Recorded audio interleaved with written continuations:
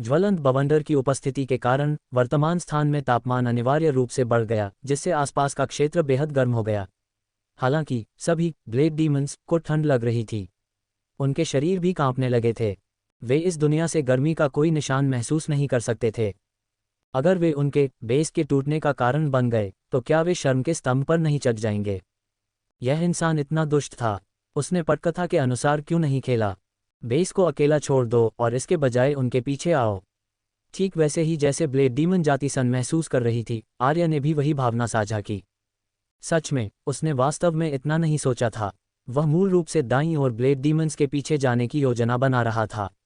हालांकि जिस पल उसने ऐसा करने की कोशिश की, उसे एहसास हुआ कि वह अब ज्वलंत बवंडर की दिशा को नियंत्रित नहीं कर सकता। युद्ध के मैदान पर बवंडर मजबूत होता रहा और उस बिंदु तक पहुंच गया जहां यह आर्य के नियंत्रण से बाहर था। क्या इसका मतलब यह था कि इस बवंडर की शक्ति अपच ओपनिंग स्टेट के मध्य चरण के करीब थी? आर्य केवल इतना कर सकता था कि बवंडर के घटकों को नियंत्रित करे और इसे फटने से रोके। इस पल आर्य को एहसास हुआ कि ब्लेड डीमन बेस ज्यादा आगे नहीं था। उसने एक गर्म मुस्कान दिखाए। बढ़िया, यह एक संयोग की तरह था। उसे बस बवंडर को अभी फटने से रोकने की जरूरत थी और इसे तब तक रोके रखना था जब तक कि यह बेस तक न पहुंच जाए। विस्फोट कला का एक काम होगा। आर्य काफी उत्साहित था, लेकिन वह ये भी चिंतित था कि जैसे जैसे हवा तेज होती जाएगी, विंड और फायर गॉड आर्ट को संतुलित करना कठिन और कठिन होता जाएगा। उसने भौहें सिकुड़ी। आर्य की आंखों में लाल और हरी रोशनी चमकी क्योंकि उसने एक साथ दो गॉड आर्ट्स को नियंत्रित करने की पूरी कोशिश की। उसके माथे पर पसीना आने लगा। इस बीच कमांडर ने नज़दीक आते ज्वलंत बवंडर को देखा और सन महसूस किया। वह उस मानव छोकरे के अंदर आने और सच्ची निराशा का अनुभव करने का इंतजार कर रहा था। उसने सब कुछ योजनाबद्ध भी कर लिया था जो तब होगा जब वह मानव छोकरा अंदर आएगा। हालांकि ये छोकरा बिल्कुल अंदर नहीं आया। बवंडर मजबूत और बड़ा होता जा रहा था, यहाँ तक कि नैना और अन्य जो निर्वात स्थान से बहुत दूर थे इसके बल को महसूस कर सकते थे। उनके नीचे के अपच ओपनिंग स्टेट अधिकारियों का तो जिक्र ही नहीं। नैना, लोहान, लिनकून, लुइसा, सेसिलिया और 4 अन्य ब्लेड डीमंस जिनकी शक्ति मोर्टल इवोल्यूशन स्टेट्स में थी, सभी ने लड़ना बंद कर दिया और जमीन पर देखा। ची इतनी तेजी से मजबूत हुई। ये पहले से ही अपच ओपनिंग स्टेट के मध्य चरण को पार कर चुका था और अपच ओपनिंग स्टेट के तृतीयक चरण तक पहुंच गया था। इस गति के साथ यह मोर्टल इवोल्यूशन स्टेट तक भी पहुंच सकता था। यह क्या था? यदि एक और मोर्टल इवोल्यूशन स्टेट दिखाई देता है तो ब्लेड डीमंस और इंसानों दोनों के बैकहैंड बेकार थे। मोर्टल इवोल्यूशन स्टेट्स शार सिस्टम युद्ध के मैदान पर बहुत कीमती थे। कोई भी देखने से खुद को रोक नहीं सका। जब उन्होंने देखा कि ची एक विशाल 1000 मीटर ऊंचे ज्वलंत बवंडर से आई है जो तेजी से ब्लेड डीमन बेस के करीब आ रहा था, तो दोनों पक्षों की प्रतिक्रियाएं अलग थीं। नैना की आंखें चौड़ी हो गईं और फिर वह हंसी। हा हा हा हा हा हा, मुझे उम्मीद नहीं थी कि उस बच्चे के पास ये चाल थी। बढ़िया, बहुत बढ़िया, हा हा हा हा। लोहान की शांत आंखों में आश्चर्य का एक निशान चमका। उसका स्वर थोड़ा ऊंचा हो गया। ये वह है। लिनकूंद और लुइसा पहले भ्रमित थे और फिर उनकी आंखें अविश्वास में चौड़ी हो गईं। ये वह बच्चा है। इस बीच ब्लेड डीमंस के चेहरे बेहद मुड़े हुए थे। सिसिलिया ने सोचा कि उसने सारी तैयारी कर ली है और फिर भी ये हुआ। वहां नीचे ये कमीना कौन था? वह जानता था कि उसे दोषी नहीं ठहराया जाना चाहिए। बेस पर गॉड आर्ट के साथ मध्य चरणों में 2 और अपच ओपनिंग स्टेट्स थे। वे दोनों प्रोडिजीज थे जिनकी शक्ति अपच ओपनिंग स्टेट के तृतीयक चरण तक पहुंच गई थी। आखिरकार मोर्टल इवोल्यूशन स्टेट की बहुत बारीकी से निगरानी की गई थी।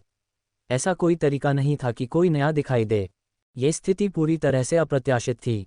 वह नहीं जानता था कि यह किसने किया, लेकिन चूंकि एक दुर्घटना हुई थी इसलिए उसे इसे सुधारने की आवश्यकता थी। 4 ब्लेड डीमन प्रोडिजीज की आंखें चमक उठीं क्योंकि उनका बल लहरों की तरह फट गया। उनका दबाव बढ़ता रहा। स्पष्ट रूप से उन्होंने किसी गुप्त तकनीक का उपयोग किया और अपनी जान से लड़ रहे थे। मूल रूप से वे केवल रक्षा पर ध्यान केंद्रित करना चाहते थे, लेकिन अब यह एक आपात स्थिति थी। जब तक वे इन इंसानों से मुक्त हो जाते, उन्हें ऐसे बवंडर को नष्ट करने के लिए बस एक प्रहार की आवश्यकता थी। उसी समय सिसिलिया दहाड़ा। सभी अपच ओपनिंग स्टेट इस बवंडर को नष्ट करने का कोई तरीका सोचो। जमीन पर सैनिकों, सुनो। जो व्यक्ति यह कर रहा है उसे ढूंढो और उस पर हमला करो। अगर यह युद्ध हार गया तो मैं तुम सबकी जान ले लूंगा। मोर्टल इवोल्यूशन स्टेट तक पहुंचने वाले की आवाज़ एक भगवान की आवाज़ की तरह थी जो कुछ 1000 किलोमीटर तक गूंजती रही। जो जानवर पहले ही बेस छोड़ चुके थे वे कांपने की हद तक डर गए थे। उन्होंने आवाज़ करने की भी हिम्मत नहीं की। उन्होंने इसके लायक होने के लिए क्या गलत किया? नैना और अन्य के चेहरे भी बहुत ठंडे थे। उन्होंने भी गुप्त तकनीकों का उपयोग किया। उसी समय बूढ़े डेरी की आवाज़ दुनिया भर में गूंज उठी। मानव जाति, मौत तक लड़ो, इन दानव कमीनों को रोको और उस बच्चे की रक्षा करो। वह भयानक ऊर्जा लहर फिर से आसमान से आई, लेकिन ये पहले की तुलना में कई गुना अधिक भयानक थी। खून हवा से गिरता रहा। इसने जमीन पर छोटी खायां बना दीं। जमीन पर सभी ब्लेड डीमंस लाल आंखों से आर्य पर टूट पड़े। वे ब्लेड डीमन सुदृढ़ीकरण जो पहले ही कुछ किलोमीटर के लिए बाहर भाग चुके थे, मारने के इरादे से वापस दौड़ते हुए आए। आर्य का चेहरा अभी पीला था क्योंकि वह हवा को ढहने न देने की पूरी कोशिश कर रहा था। इस समय उच्च स्तरीय अपच ओपनिंग स्टेट की ची के साथ एक जीवंत खूनी ब्लेड रोशनी बवंडर से टकराए। अचानक बवंडर पर लौ परेशान हो गई। इससे अराजकता का एक कतरा देखा जा सकता था। बवंडर धीमा भी हो गया। आर्य का मुंह हैंट गया। अगर इसे स्थिर करने के उसके हताश प्रयास नहीं होते तो बवंडर मौके पर ही फट जाता। बेस से अभी भी कुछ दूरी बची थी। आर्य को लगा कि सबसे सुरक्षित तरीका बवंडर को बेस के माध्यम से उड़ाना और इसे केंद्र में विस्फोट करना था। लेकिन स्पष्ट रूप से आर्य बस सपना देख रहा था। समस्या अब यह थी कि मूल रूप से बेस तक पहुंचने में केवल 10 सेकंड लगते, लेकिन उस हमले के कारण इसमें 20 सेकंड लगेंगे। यह एक ही समय में अच्छा और बुरा था। अच्छा पक्ष यह था कि बवंडर के पास शक्ति बढ़ाने के लिए अधिक समय था। बुरा पक्ष, हालांकि, यह था कि और अधिक परिवर्तन होगा। यदि उन हमलों में से कुछ और हुए तो यह फट जाएगा। भले ही हमले न हो, आर्य चिंतित था कि वह इसे नियंत्रित नहीं कर पाएगा। इस पल ब्लेड डीमन कमांडर बाहर उड़ गया और दहाड़ा क्योंकि उसने बवंडर पर हमला किया, उम्मीद करते हुए कि यह फट जाएगा। हालांकि वह शायद मर जाएगा, लेकिन बेस का सबसे महत्वपूर्ण हिस्सा बच जाएगा। वह दहाड़ा, वे दोनों कहाँ गए? लानत है, वे कहाँ गए? उसकी शक्ति बहुत कमजोर थी और वह इस बवंडर को पूरी तरह से रोक नहीं सकता था। अगर उसके पास अपच ओपनिंग स्टेट की उच्च स्तरीय शक्ति होती तो वह निश्चित रूप से इसे नुकसान पहुंचाने में सक्षम होता। लेकिन इस महत्वपूर्ण क्षण में वे दोनों कहाँ थे? फिर बेस में विस्फोट सुने जा सकते थे। स्पष्ट रूप से वहाँ लड़ाई हो रही थी। कमांडर का हाथ हिल गया। उसे एहसास हुआ कि वे दो प्रोडिजीज क्यों नहीं दिखाई दिए। क्या शक्तिशाली इंसान बेस में घुस गए थे? इस पल इस कमांडर ने सच्ची निराशा महसूस की। ब्लेड डीमंस आर्य पर पागलों की तरह टूट पड़े। ललिता, यश, इयान और अन्य लोगों ने तुरंत आर्य के चारों ओर एक बाधा बना ली। ललिता की पीठ आर्य की ओर थी। अपनी आवाज में तीक्ष्णता के साथ उसने कहा, आर्य, डटे रहो। जब तक मैं खड़ी हूं, मैं किसी को तुम्हें छूने नहीं दूंगी। आर्य अपनी पूरी शक्ति के साथ अपनी विंड और फायर गॉड आर्ट का उपयोग कर रहा था। उसकी स्पिरिट फोर्स, शारीरिक शक्ति और मानसिक शक्ति थकावट की सीमा पर थी। लाल और बैंगनी गोले आर्य के सिर से लगातार गायब हो रहे थे। उसे परवाह नहीं थी कि उसका शरीर इसे संभाल सकता है या नहीं। इसके बजाय उसने ठीक होने के लिए बड़ी मात्रा में गोलों का उपयोग करने पर ध्यान केंद्रित किया। शक्तिशाली ऊर्जा उसकी कोशिकाओं के माध्यम से बह गई, धीरे धीरे उन्हें फाड़ दिया। अनिवार्य रूप से दर्द उसके पूरे शरीर में फैल गया। उसने अपनी भौहें सिकुड़ीं। ये बहुत दर्दनाक था। उसने अपने होंठ काटे और दर्द का विरोध किया, जबकि एक साथ अपनी सारी ताकत के साथ ऊर्जा को निगल लिया और ज्वलंत बवंडर को नियंत्रित किया। ये पहली बार था जब उसे एहसास हुआ कि कई बार मरने के अपने फायदे हैं। हालांकि यह एक दर्दनाक अनुभव था कि वह सांस भी नहीं ले सकता था, लेकिन उसकी मानसिक शक्ति बरकरार रही। ये फायर और विंड गॉड आर्ट्स के बीच संतुलन बनाए रखने में सक्षम था। स्थिर अपनी मानसिक शक्ति के लिए लाल और बैंगनी ऊर्जा गोलों के समर्थन के साथ आर्य ने पाया कि शायद वह थोड़ा और समय तक चल सकता है। ऊर्जा को निगलने के इस लगभग दुखद तरीके ने उसके कल्टीवेशन स्तर और मानसिक शक्ति में तेजी से सुधार किया। वह पहले की तुलना में तेजी से कल्टीवेशन कर रहा था। यह बहुत दर्दनाक था, लेकिन वह खुश था। हालांकि इस युद्ध के मैदान पर स्थिति उसके लिए बहुत घमंडी होने के लिए उपयुक्त नहीं थी। ज्वलंत बवंडर अब लगभग 4000 मीटर लंबा था। विशाल लपटें तेजी से घूमती रहीं जबकि जीवंत लाल लपटों ने हवा को भारी रूप से विकृत कर दिया। ये बवंडर युद्ध के मैदान से 10 किलोमीटर से अधिक दूर था, लेकिन युद्ध के मैदान पर तापमान पहले से भी अधिक गर्म था। बवंडर जहां भी गया, रेत क्रिस्टलीकृत हो गई। ये देखकर ब्लेड डीमन जाति के कमांडर ने निराशा महसूस की। वह बवंडर से खींचने वाले बल को महसूस कर सकता था। हालांकि यह अभी उसे स्थिर नहीं कर सकता था, लेकिन उसने पीछे हटने का विकल्प नहीं चुना। बेस का मिश्र धातु कंपन करने लगा जब बवंडर करीब आया। अगर लपटें बेस में चली गईं तो बेस खत्म हो जाएगा। अंदर के सैनिकों की शक्ति केवल स्पिरिट मार्शल स्टेट और एब्स्ट्रस मार्शल स्टेट तक पहुंची थी, जबकि कोर मार्शल स्टेट्स की संख्या कम थी। काफी सैनिक जो कुछ पकड़ नहीं सके, बवंडर के अंदर खींच लिए गए। उन्होंने खुद को बचाने की कोशिश करते हुए हवा में अपनी स्पिरिट फोर्स छोड़ी। हालांकि फायर गॉड आर्ट के भस्मीकरण के तहत उनकी स्पिरिट फोर्स ढाल कांपी और गायब हो गई।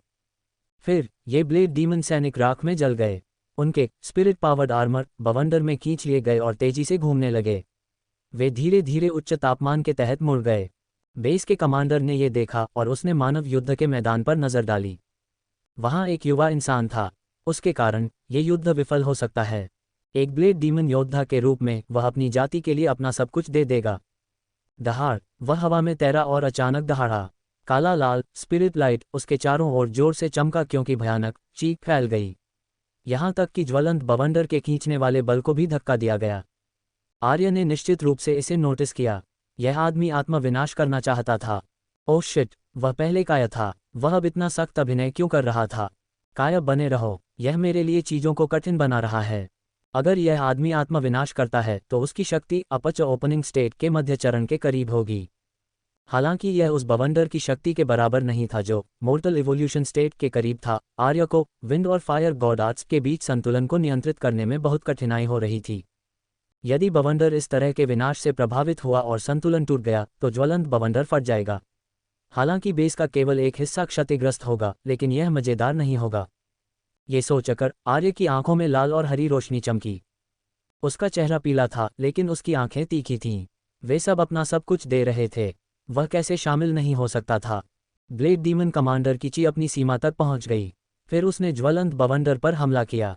लपटें, जो तुरंत एब्स्ट्रस मार्शल स्टेट ब्लेड डीमंस को पिघला सकती थीं, ने उसकी स्पिरिट फोर्स बाधा में थोड़ा उतार चढ़ाव पैदा किया।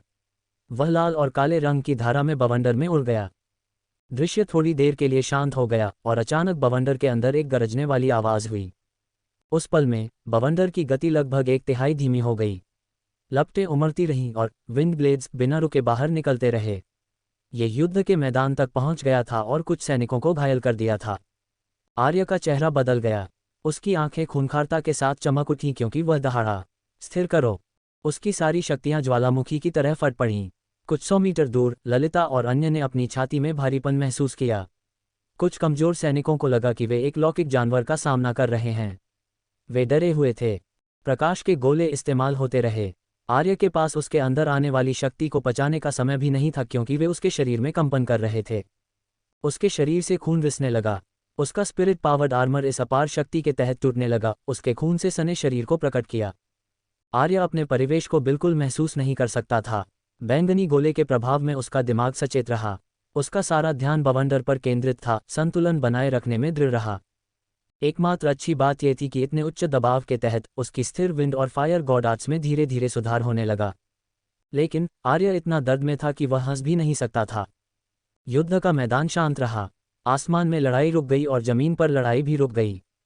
हर कोई अस्थिर ज्वलंत बवंडर को देख रहा था। यह एक ज्वालामुखी की तरह लग रहा था जो किसी भी समय फटने वाला था। वास्तव में यह विस्फोट की सीमा पर था।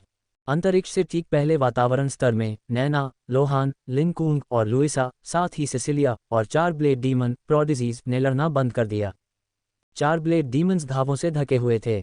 नैना का बायां दस्ताना टूट गया और उसमें से खून रिस रहा था। स्पष्ट रूप से उसकी बांह टूट गई थी, लेकिन उसका चेहरा और आंखें तीखी और दबंग रहीं।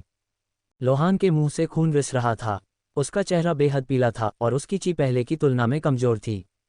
लिन कुंग सबसे खराब था।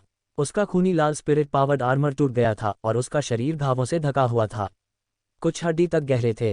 हालांकि उसके चेहरे पर एक खून की प्यासी मुस्कान थी। उसकी ची स्पष्ट रूप से कमजोर थी, लेकिन वह अभी भी बहुत मजबूत था। केवल लुइसा सुरक्षित थी, लेकिन उसका चेहरा पीला था और उसकी ची थोड़ी कमजोर थी। 4 इंसानों और 4 ब्लेड डीमंस ने ज्वलंत बवंडर को तीव्रता से देखा।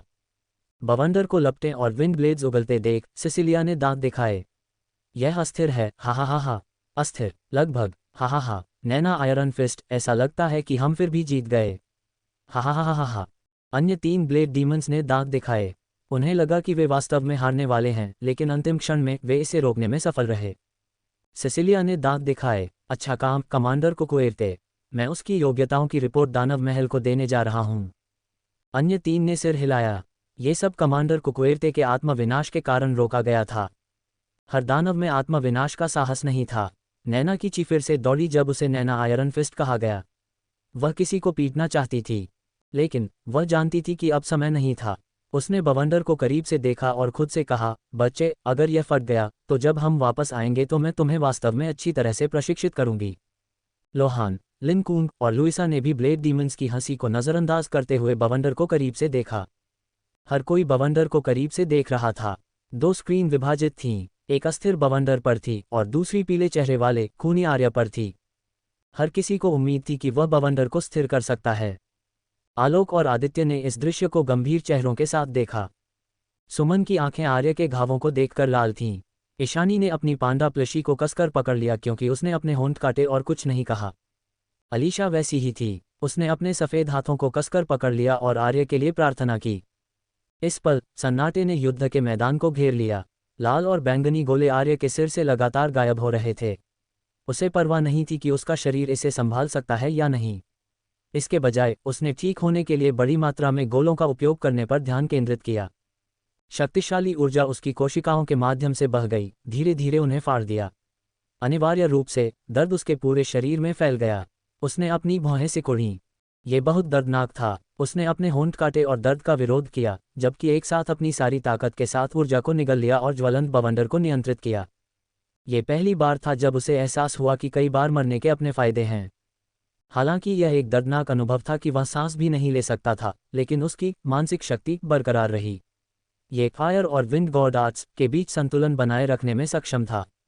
स्थिर अपनी मानसिक शक्ति के लिए लाल और बैंगनी ऊर्जा गोलों के समर्थन के साथ आर्य ने पाया कि शायद वह थोड़ा और समय तक चल सकता है।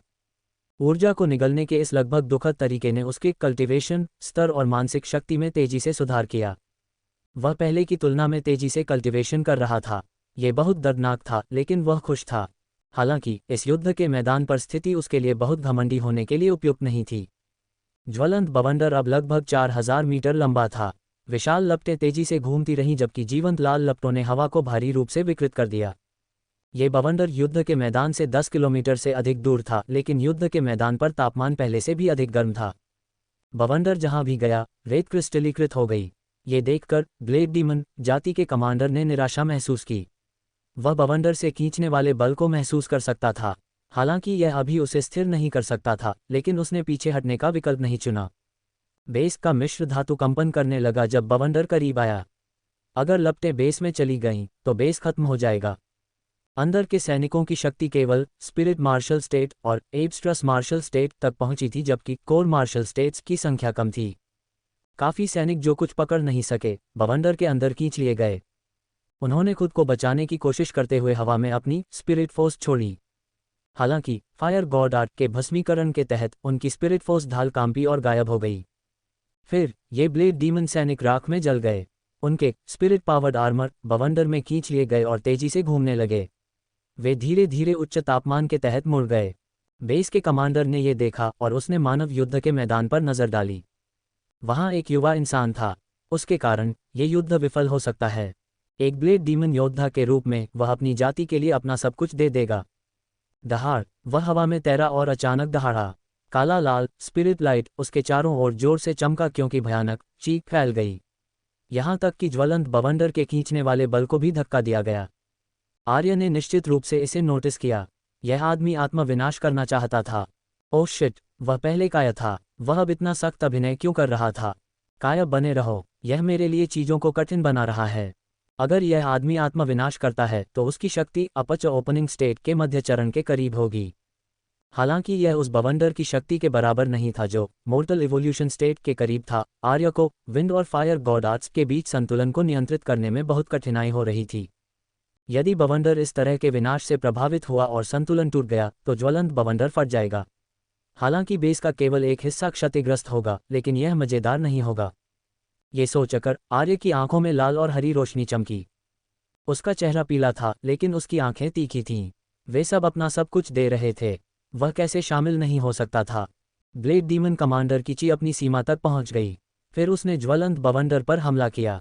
लपटें, जो तुरंत एब्स्ट्रस मार्शल स्टेट ब्लेड डीमंस को पिघला सकती थीं, ने उसकी स्पिरिट फोर्स बाधा में थोड़ा उतार चढ़ाव पैदा किया। वह लाल और काले रंग की धारा में बवंडर में उड़ गया। दृश्य थोड़ी देर के लिए शांत हो गया और अचानक बवंडर के अंदर एक गरजने वाली आवाज हुई। उस पल में बवंडर की गति लगभग 1/3 धीमी हो गई। लपटें उमड़ती रहीं और विंड ब्लेड्स बिना रुके बाहर निकलते रहे।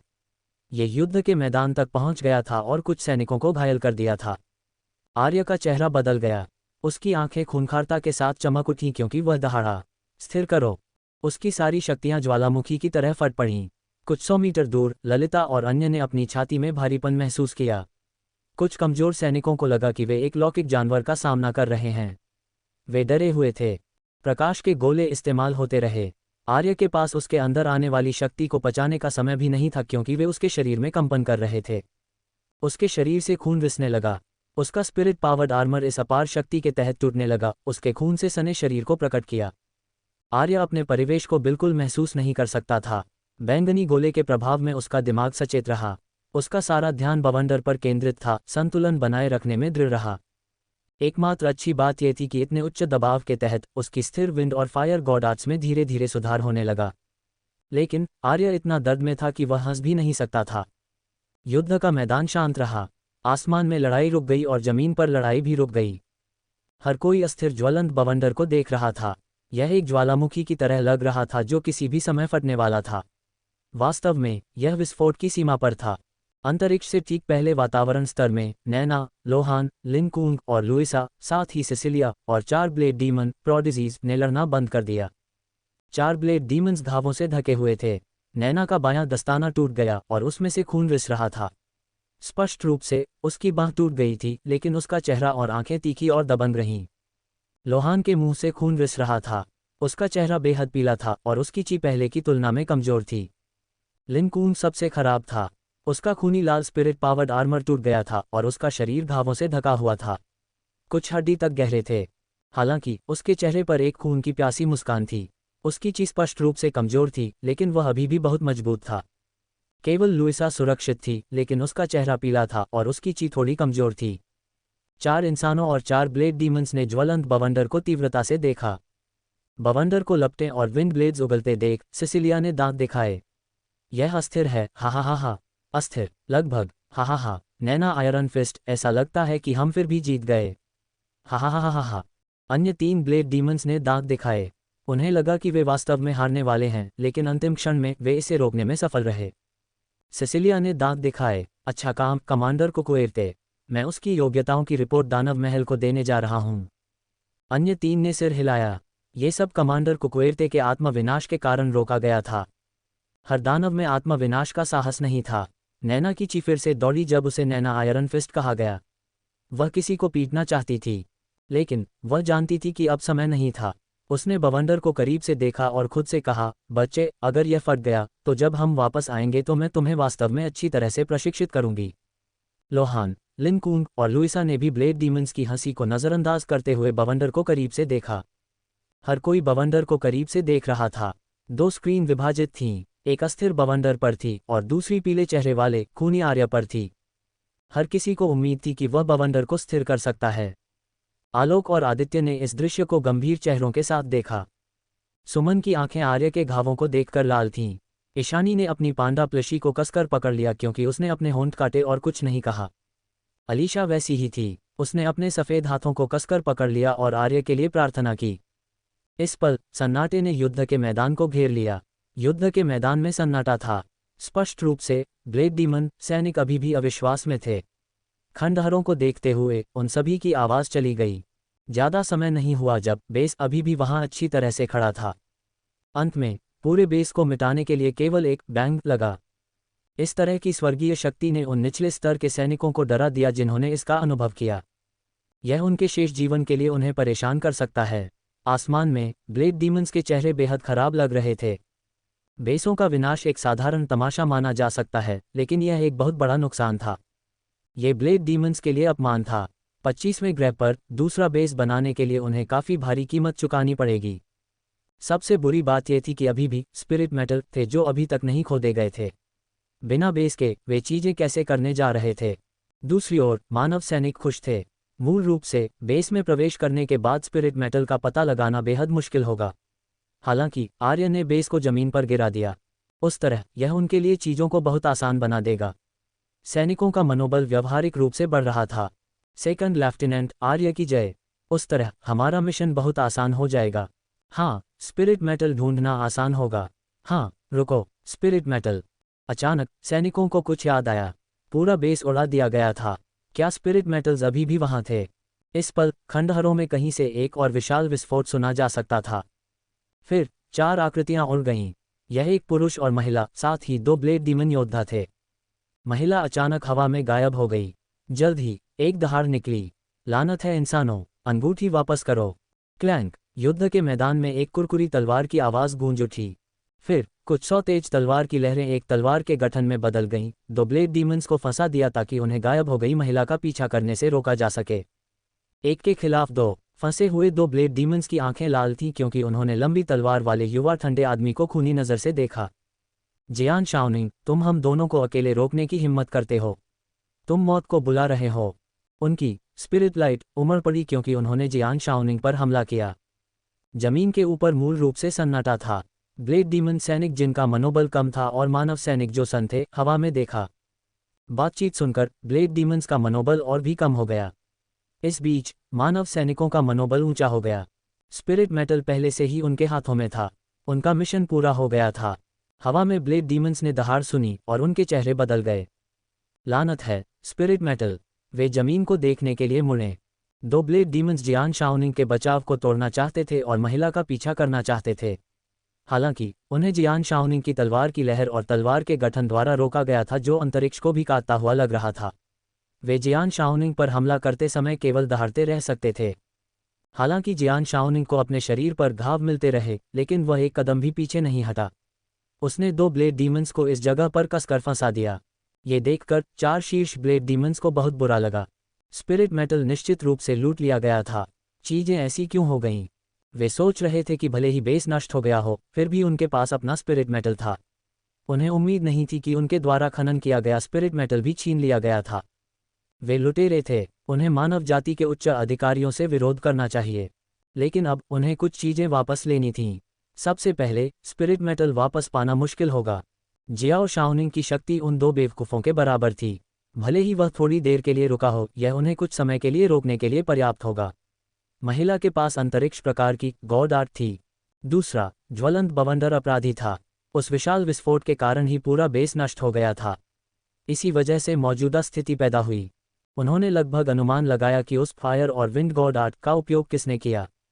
उस युवा मानव के विवरण को याद करने के बाद सिसिलिया की आंखों में हत्या के इरादे की एक झलक दिखाई दी। वह केवल 18 वर्ष का था और उसके पास पहले से ही ऐसी शक्ति थी। वह भविष्य में नैना आयरन फिस्ट की तरह एक और मुश्किल व्यक्ति होगा। उसे नहीं रखा जाना चाहिए।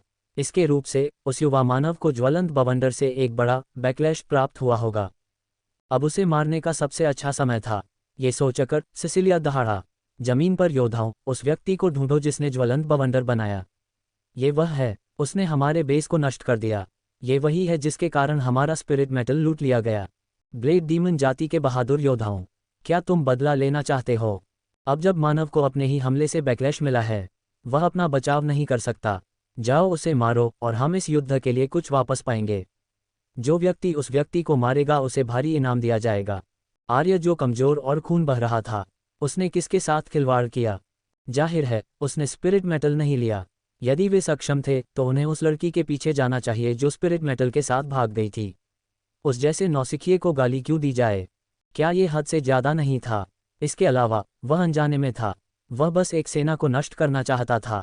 इस समय क्या उन ब्लेड डीमन बॉस को स्पिरिट मेटल वापस पाने की कोशिश नहीं करनी चाहिए? हतोत्साहित ब्लेड डीमन सैनिकों ने सिसिलिया की दहाड़ सुनी और याद किया कि इसके पीछे अपराधी कौन था। वास्तव में पहले की शक्ति ने उन्हें डरा दिया था। हालांकि उनके कमांडर ने अभी घोषणा की कि वह व्यक्ति वर्तमान में बैकलैश का अनुभव कर रहा है। यदि कोई बैकलैश नहीं था तो क्या उसे उन्हें साफ नहीं करना चाहिए था? बदला लेने का यह सही मौका था। ब्लेड डीमंस की सभी आंखें लाल हो गईं क्योंकि उन्होंने भयानक हत्या का इरादा उत्सर्जित किया। आर्य के क्षेत्र में ब्लेड डीमन सैनिकों, विशेष रूप से सुदृढ़ीकरण सेना ने अपनी आंखों से देखा कि आर्य घावों से ढका हुआ था।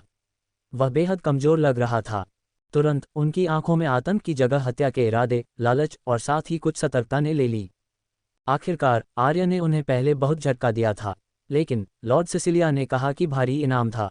अगर यह व्यक्ति पूरी तरह से ठीक होता तो वे जाना नहीं चाहते, भले ही इनाम दोगुना हो जाए। लेकिन अब स्थिति वैसी नहीं थी। चूंकि यह व्यक्ति बुरी तरह घायल था, शायद उनके पास कुछ मौका था। इस प्रकार वे पास के सैनिकों से संपर्क करने के लिए गए, जबकि आर्य की रक्षा करने वाले मानव सैनिकों पर सतर्कता से हमला करने का प्रयास किया। आर्य ने इसे देखा और भौहें सिकुड़ीं। उसका शरीर टूट गया था, जबकि उसकी स्पिरिट फोर्स और मानसिक शक्ति सूख गई थी। उसे लगा कि वह ठीक से खड़ा भी नहीं हो सकता। इस पल एक गड़गड़ाहट हुई और भयानक बल भारी हवाओं में बदल गया जो आर्य की ओर चली। इस प्रकार आर्य उड़ गया। आर्य, वह बहुत निशब्द था। उसे अपनी मानसिक शक्ति को ठीक करने और फिर अपने शरीर को ठीक करने के लिए अपनी पुनर्योजी गॉड आर्ट का उपयोग करने के लिए कुछ समय चाहिए था। बाद में वह उन सभी लाल आंखों वाले लोगों को स्वर्ग भेजेगा। जब आर्य गिरा तो खून के साथ मिली एक अजीब खुशबू उसकी नाक में घुस गई। आर्य की आंखें चमक उठीं और उसे बहुत अच्छा लगा। ललिता वास्तव में अच्छी थी। उसने उसे पकड़ लिया, बुरा नहीं। अब यह एक युवा लड़की की गर्म भुजाएं होंगी, है ना? ठीक जब आर्य ने यह सोचा, उसके सिर के पिछले हिस्से में दर्द होने लगा। ऐसा लग रहा था कि उसका सिर धातु के एक ब्लॉक से टकराया है। ललिता की आवाज आई, तुम कैसे हो? क्या तुम ठीक हो?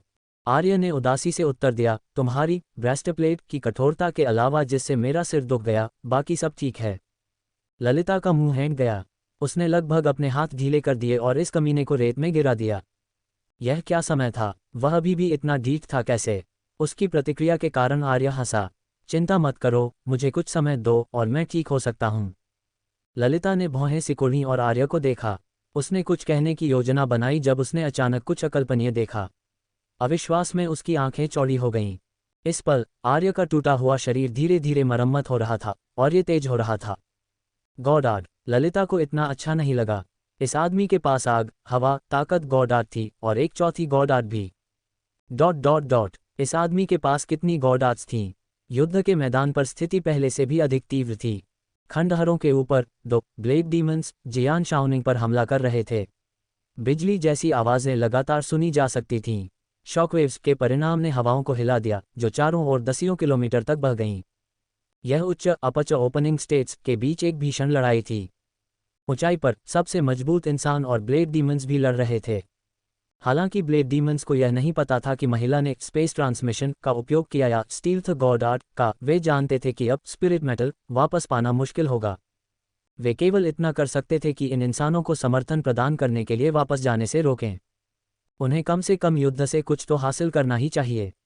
अगर वे नैना से अधिक खतरनाक प्रोडिजी को मार सकते हैं तो ये बहुत बड़ा नुकसान नहीं होगा। इस तरह का एक प्रोडिजी शायद स्पिरिट मेटल्स की तुलना में अधिक मूल्यवान होगा। इस बीच मजबूत मानव योद्धा वापस लौटना और समर्थन प्रदान करना चाहते थे। उन्होंने पहले ब्लेड डीमंस को रोका था और फिर भी अब उन्हें रोके जाने की बारी थी। घटनाओं का यह मोड़ थोड़ा तेज था। नैना का चेहरा ठंडा था। उसके शरीर से सुनहरी किरणें फूट पड़ी क्योंकि दबंग मुट्ठी का बल उमड़ता रहा। इसने हवा में यात्रा की और सिसिलिया पर हमला किया। वह थोड़ी नर्वस थी। लड़ने से पहले उसे इस स्थिति की उम्मीद नहीं थी। मूल रूप से वे केवल मजबूत ब्लेड डीमंस और सेना की मुख्य बलों का ध्यान आकर्षित करना चाहते थे। स्पिरिट मेटल के लिए जाने वाले असली लोग जियान शाओनिंग और वह अन्य चौथे वर्ष का फेडरल यूनिवर्सिटी छात्र था जिसके पास स्टील्थ गॉड आर्ट थी। इन दो मानव प्रोडिजीज को भी स्पिरिट मेटल की खबर मिलने पर यहाँ जुटाया गया था। ब्लेड डीमंस को उनके अस्तित्व का पता नहीं था। जो लोग उनके अस्तित्व के बारे में जानते थे वे केवल वे और उच्च अधिकारी थे। फिर भी आर्य ने अपने लाभ के लिए पर्यावरण का उपयोग किया और एक निकट मोर्टल इवोल्यूशन स्टेट हमला किया। इसने उसे चौंका दिया। उसे मानना पड़ा कि ऐसा हमला उनकी योजना के लिए बेहद फायदेमंद था। वह ये भी जानती थी कि ऐसा हमला करने के लिए आर्य का आधा जीवन शायद चला गया था। अगर ब्लेड डीमन सैनिकों ने उसके खिलाफ गिरोह बना लिया तो खतरा पहले की तुलना में बहुत अधिक होगा। ये घातक था। उसे अभी अंकल आदित्य से इस बच्चे की देखभाल करने का संदेश मिला। अगर उसे कुछ हो गया तो वह अंकल आदित्य को कैसे समझाएगी? इसके अलावा ये बच्चा उसका छात्र था। हालांकि वह थोड़ा ढीठ था, लेकिन उसे उसके मुसीबत शुरू करने का तरीका काफ़ी पसंद था। आखिरकार उसे खुद मुसीबत शुरू करना पसंद था। वह नहीं चाहती थी कि उसके छात्र को कुछ भी हो जो उसके जैसा हो। बकवास बंद करो। नैना सुनहरी किरणों के साथ फट पड़ी। सिसिलिया ने तंज कसा। हे नैना आयरन फिस्ट, बस उस प्रोडिजी को यहाँ मरते हुए देखो। उनकी शक्ति समान थी, ठीक वैसे ही जैसे उसे पहले नैना ने रोका था, वह भी उसे रोक सकता था। सिसिलिया की आंखें खूंखारता के साथ चमक उठीं। वह पहले भी बहुत चिंतित था। वह उस बवंडर को इतना बुझाना चाहता था, लेकिन वह उसे रोकती रही। अब वह किसी को बचाने जाना चाहती है? बिल्कुल नहीं, उसने दांत दिखाए।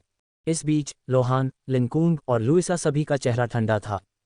वे आर्य से परिचित नहीं थे, लेकिन आर्य मानव जाति का प्रोडिजी था। हालांकि भविष्य में उनके बीच प्रतिस्पर्धा हो सकती है, लेकिन उन्हें सामान्य विदेशी दुश्मनों का सामना करते हुए एक ही टीम में रहने की आवश्यकता थी। इस पल निश्चित रूप से वे किनारे पर नहीं देखने वाले थे। हालांकि उनके विरोधी भी बेहद मजबूत ब्लेड डीमन प्रोडिजीज थे। उन्हें उनकी इच्छा के विरुद्ध जगह पर मजबूती से पिन किया गया था। जमीन पर अधिक से अधिक ब्लेड डीमंस आर्य की ओर बढ़े। हालांकि मानव सैनिक उन्हें रोक रहे थे, लेकिन युद्ध के मैदान पर बहुत सारे सैनिक थे। उन्हें पूरी तरह से रोकना असंभव था। इसके अलावा दूर से स्पिरिट पावर तोपें चल रही थीं। ज़ेवियर पूरी तरह से काला हो गया क्योंकि वह धातु के रंग के साथ चमका। वह आर्य के सामने खड़ा था। तभी दूर की एक ब्लेड डीमन टुकड़ी ने एक स्पिरिट पावर तोप दागी। गहरी नीली ऊर्जा ज़ेवियर की स्पिरिट पावर ढाल की ओर निकली। फिर इसने ढाल को उड़ा दिया और ज़ेवियर के खिलाफ जोर से टकराया, उसे दर्जनों मीटर पीछे धकेल दिया। ज़ेवियर ने दर्द में हॉर्न ली। ले जाने योग्य तोपें स्थिर तोपों जितनी शक्तिशाली नहीं थीं, लेकिन यह मोबाइल थीं। यह अभी भी अपनी स्थिति से कुछ स्तर ऊपर विनाशकारी बल तक पहुंच सकती थीं। ज़ेवियर का शरीर मुख्य रूप से रक्षा के लिए उपयोग किया जाता था। इसका बचाव ललिता से अधिक था और इस प्रकार ये हमलों को आसानी से रोक सकता था। यश, इयान और कियारा, साथ ही रितिका और जेसिका, सभी ने एक ही समय में पूरी शक्ति के साथ हमला करते हुए आर्य को कसकर घेर लिया। उन्होंने उन जानलेवा ब्लेड डीमन सैनिकों को मार डाला। इस पल आर्य के पास अंततः अपनी पुनर्योजी गॉड का उपयोग करने के लिए शक्ति का एक कतरा था। हालांकि वह अभी भी कमजोर था, लेकिन अब ठीक होने में ज़्यादा समय नहीं लगेगा। ललिता ने आर्य के शरीर को सदमे में देखा क्योंकि यह धीरे धीरे ठीक हो रहा था। उसकी आवाज़ कांप रही थी। यह एक और गॉड आर्ट है। आर्य मुस्कुराया। हाँ, मैंने इन कुछ दिनों में एक नई गॉड आर्ट सीखी। ये शरीर के पुनर्जनन को तेजी से बढ़ा सकती है। ये ठीक काम कर रही है। ललिता, ये सिर्फ ठीक नहीं थी, वह ईर्ष्या से मर रही थी। आर्य ने ललिता के साथ बोलते समय अपने मानसिक डायमेंशन में लाल गोलों का सावधानीपूर्वक उपयोग किया। वह उन लाल गोलों का उपयोग पहले की तरह इतनी साहपूर्वक नहीं कर सकता था। पहले उसके पास कोई विकल्प नहीं था और उसे तेजी से ऊर्जा प्राप्त करने की आवश्यकता थी। उसने बहुत अधिक ऊर्जा ली और वह इसे पूरी तरह से पचा नहीं सका। यही कारण था कि उसका शरीर ढह रहा था। अगर उसने जीवित रहने के लिए पुनर्योजी गॉड आर्ट का उपयोग नहीं किया होता तो वह अब तक मर चुका होता। अब ठीक होने का समय था, इसलिए वह केवल धीरे धीरे लाल गोलों का उपयोग कर सकता था और अंदर की ऊर्जा को पचा सकता था। इस पल आर्य का शरीर डगमगाया और वह लगभग फिर से गिर गया। गनीमत थी कि ललिता ने उसे पकड़ लिया। उसने चिंतित होकर पीले चेहरे वाले आर्य को देखा। क्या हुआ? आर्य अजीब तरह से मुस्कुराया। मैंने बहुत अधिक खून खो दिया है। वह लगभग भूल गया था कि वह लगभग एक मानव फव्वारे में बदल गया था। जमीन अभी भी लाल खून से ढकी हुई थी। वह सब उसका खून था। पुनर्योजी गॉड आर्ट का उपयोग करने के लिए ऊर्जा को निगलने के अलावा उसे उन पोषक तत्वों को भी फिर से भरने की आवश्यकता थी जिनकी शरीर को आवश्यकता थी। दूसरे शब्दों में, ये खाने का समय था। इस प्रकार ललिता की बदहवास अभिव्यक्ति के तहत उसने एक मोहक सुनहरा पीला बीफ स्टेक निकाला। उसे परवाह नहीं थी कि उसके हाथ गंदे थे। उसने बस इसे पकड़ा और काट लिया। एक तीव्र सुगंध उसकी जीभ पर फैल गई। वह लगभग रोना चाहता था। वह आज वास्तव में दयनीय था। ये पहली बार था जब वह वास्तव में इतनी बुरी तरह घायल हुआ था। केवल अलीशा का सुंदर भोजन ही उसकी घायल आत्मा को खुश कर सकता था। ये वास्तव में अच्छा था। आर्य ने इसे जल्दी से खा लिया। उसके पेट ने स्टेक को तेजी से पचा लिया, इसे उन पोषक तत्वों में बदल दिया जिनकी उसके शरीर को आवश्यकता थी। इसने उसके शरीर को पोषण दिया। आर्य अपने शरीर की धीमी वसूली महसूस कर सकता था। उसने खुशी से एक और निवाला लिया। इस पल उसने बदहवास ललिता को देखा और मुस्कुराया। क्या तुम्हें थोड़ा चाहिए? ये वास्तव में अच्छा है। मेरे पास यहाँ कुछ और है। हालांकि ललिता जानती थी कि यह आदमी ठीक होने की कोशिश कर रहा था, फिर भी वह उसकी मुस्कान देखकर नाराज थी। इस प्रकार उसने आर्य को घूरा और अपने दांत भींचे। नहीं, जल्दी करो और खाओ। ओह, आर्य खाता रहा। अलीशा का खाना हल्की स्पिरिट लाइट के साथ चमक रहा था। इसने युद्ध के मैदान पर एक मोहक सुगंध उत्सर्जित की। मानव और ब्लेड डीमन सैनिकों ने इसे सूंघने के बाद सन महसूस किया। ये कैसी गंध थी? God art? कौन सी गॉड आर्ट किसी व्यक्ति को खाने के लिए मजबूर करेगी? इस पल उन खूनी आंखों वाले ब्लेड डीमंस ने पीले चेहरे वाले आर्य को देखा जो खून से लथपथ था। इस तरह के रूप के बावजूद उसने संतुष्ट मुस्कान के साथ स्टेक का एक बड़ा सुनहरा टुकड़ा खाया। यह अच्छा नहीं लग रहा था। ब्लेड डीमन सैनिक, उन्हें यह भी संदेह था कि वे गलत पटकथा का पालन कर रहे थे। ये दानव यहाँ क्यों खा रहा था? क्यों? वे स्पष्ट रूप से उस पर हमला करने के लिए यहाँ थे। उनकी बदहवास अभिव्यक्ति धीरे धीरे अविश्वास में बदल गई।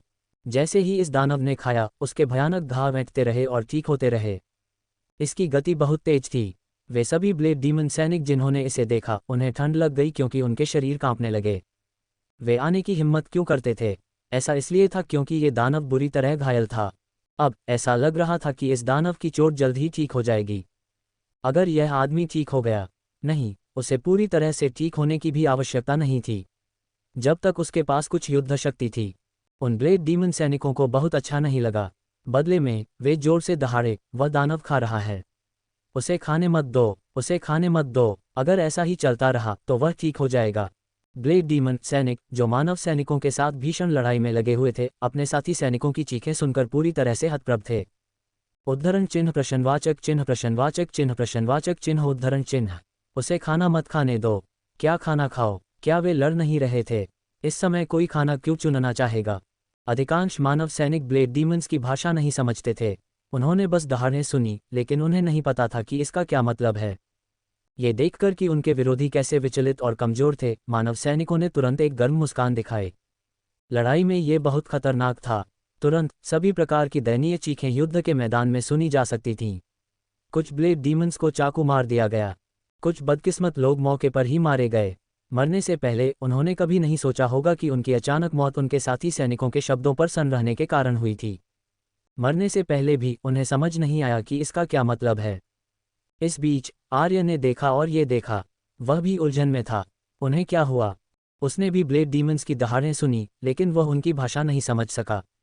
आर्य ने अपना मन बना लिया था कि वह यूनिवर्सिटी लौटने के बाद कड़ी मेहनत करेगा। वह सार्वभौमिक सामान्य भाषा और ब्लेड डीमन भाषा का अध्ययन करेगा। उस तरह वह फिर से इस स्थिति में नहीं होगा। वह एक कुशल नए युग का ट्रांसमाइग्रेटर बनने का प्रयास करेगा। ललिता ने अपना सिर हिलाया। मैं केवल सार्वभौमिक सामान्य भाषा से परिचित हूँ। उसने खुद सार्वभौमिक सामान्य भाषा सीखी थी। वह केवल थोड़ी ब्लेड डीमन भाषा जानती थी। वह पहले वाले को पूरी तरह से समझ नहीं सकती थी। इस पल ब्लेड डीमन सैनिक फिर से दहाड़े और उनके मुंह से समझ से बाहर शब्दों की एक कड़ी निकली। ये पिछले वाले की तुलना में बहुत लंबा संदेश लग रहा था। उसके बाद ब्लेड डीमंस की प्रतिक्रियाएं पूरी तरह से बदल गईं। उन लड़ने वाले ब्लेड डीमंस ने अपने विरोधियों को उड़ा दिया और आर्य को देखा। फिर उनका रंग बदल गया। वे और भी अधिक खूंखारता के साथ चार्ज किए। कुछ को अपनी चोटों की भी परवाह नहीं थी। आर्य ने इस पर एक भौं उठाए। उन्होंने शायद निष्कर्ष निकाला कि वह ठीक होने वाला था, इसलिए वे अपनी सारी शक्ति का उपयोग करके लड़ना चाहते थे। इस पल ललिता, जो आर्य को पकड़ रही थी, उसके सामने गई। तुम्हें अभी कितना समय चाहिए? मैं तुम्हारा बचाव करूंगी। हालांकि मानव सैनिक थे, यश और अन्य बाहर थे। रक्षा रेखा जल्द ही टूट जाएगी। जिस तरह से ब्लेड डीमंस ने खुद को बलिदान करके हमला किया, वे ब्लेड डीमंस जो अंदर घुस गए, वे कमजोर नहीं होंगे।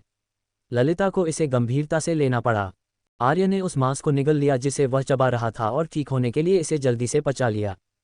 वह मुस्कुराया। लगभग तैयार। शायद तुम्हें इसमें शामिल होने की भी आवश्यकता नहीं है।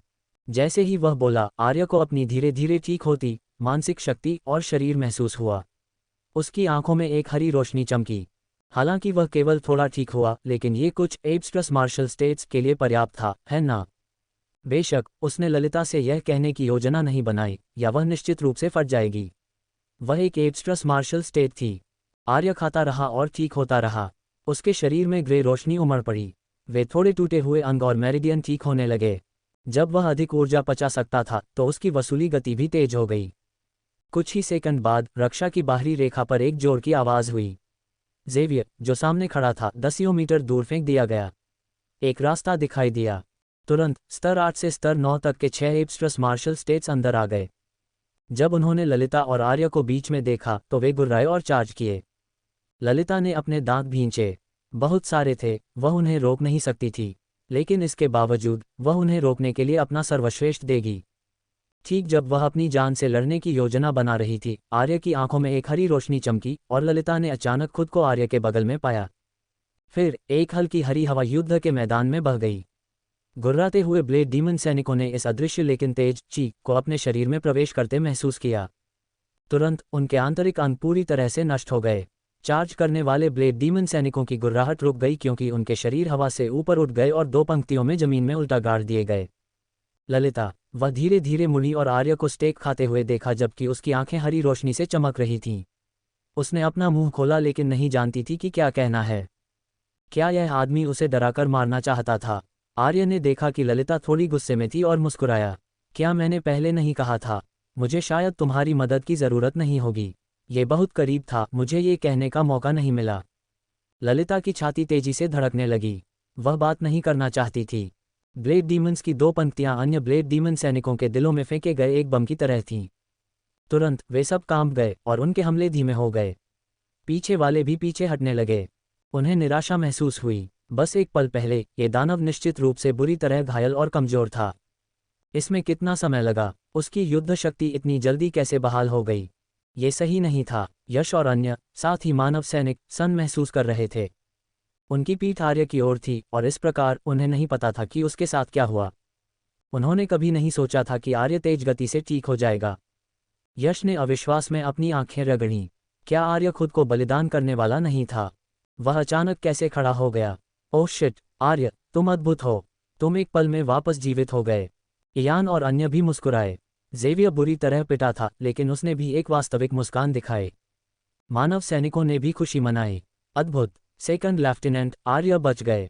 वे पहले आर्य के बारे में चिंतित थे और फिर भी वह इतनी जल्दी ठीक हो गया। आर्य, किसने सोचा था कि वह अभी मर गया था? क्या ये बहुत ज़्यादा नहीं था?